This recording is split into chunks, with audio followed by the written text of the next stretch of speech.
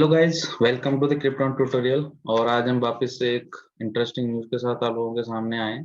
Interesting in the sense कि कुछ बच्चों के लिए दुखी वाली न्यूज़ होगी, क्योंकि काफ़ी दिनों से प्रिपरेशन कर रहे थे और कुछ के लिए हो सकता है एक मौका हो ये कि उन्होंने अभी तक अगर प्रिपरेशन नहीं की हो तो और कर लें। तो जो एनटी है, नेशनल टेस्टिंग एजेंसी, उनसे आज एक नोटिस निकला है।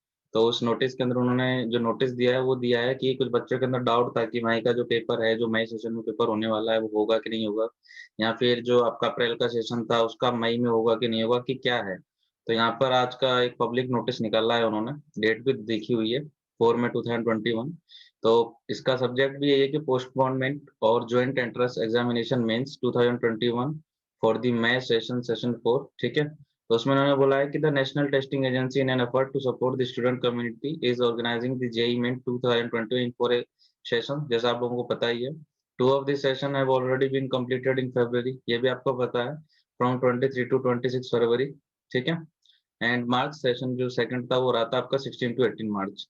The number of candidates who appeared in session 1, इतने कैंडिडेट्स अपीयर हुए थे और नेक्स्ट के अंदर नंबर कम हो गए थे। अब जो अगला सेशन था वो होना था 27 से लेकर 30 के बीच में, जिसको कि पोस्टपोन कर दिया गया था, किसकी वजह से, कोविड-19 के पैंडेमिक की वजह से। अब बात ये थी कि जो जेईई मेन का सेशन था वो शेड्यूल किया गया था कि भाई 24 से लेकर 28 मई के बीच में हो जाएगा। ठीक है। लेकिन ऐसा नहीं हो पाया।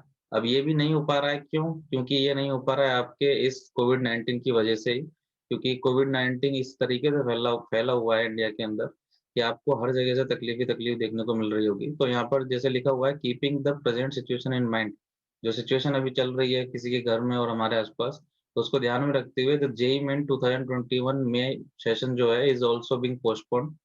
The revised dates for the May session will be intimated later on and will be announced at least 15 days before the examination। तो जब भी आपका एग्जाम होगा उससे 15 डेज पहले बता दिया जाएगा। ठीक है। तो तब तक के लिए आप लोगों के पास एक ही है कि जिसकी पढ़ाई हो चुकी है वो रिवाइज करते रहे, और जिसकी पढ़ाई नहीं हुई है वो अपने आप को एक मौका समझ कर दे इसको और अपनी पढ़ाई कंटिन्यू कर सकता है। The registration for the May session will also be announced at a later stage. The rescheduling of the April and May session will be done subsequently। ठीक है। तो जितने भी रहेंगे कि कब पेपर है कब पेपर नहीं है, तो उस पेपर से 15 डेज पहले आपको बता दिया जाएगा। बस आप ये मानकर चलिए, जितना मुझे लग रहा है कि जून 15 से पहले आपका पेपर नहीं होगा, क्योंकि अभी बोला गया साइंटिस्ट ने कि जो आपका 20 डेज है वो लग रहा है पीक आने में, तो पीक आएगा फिर थोड़े दिन तक स्टेबल होगा फिर वो जाएगा नीचे। तो उतने में तो नहीं लग रहा है कि आपका 15 जून से पहले हो रहा है। हो सकता है कि 13 जून तक भी चला जाए। तो आप इसको केवल एक मौका समझें अपने लिए, और मौका समझकर इसको केवल पढ़ाई स्टार्ट करें, जिनका भी अभी तक सिलेबस कंप्लीट नहीं होता उनके लिए।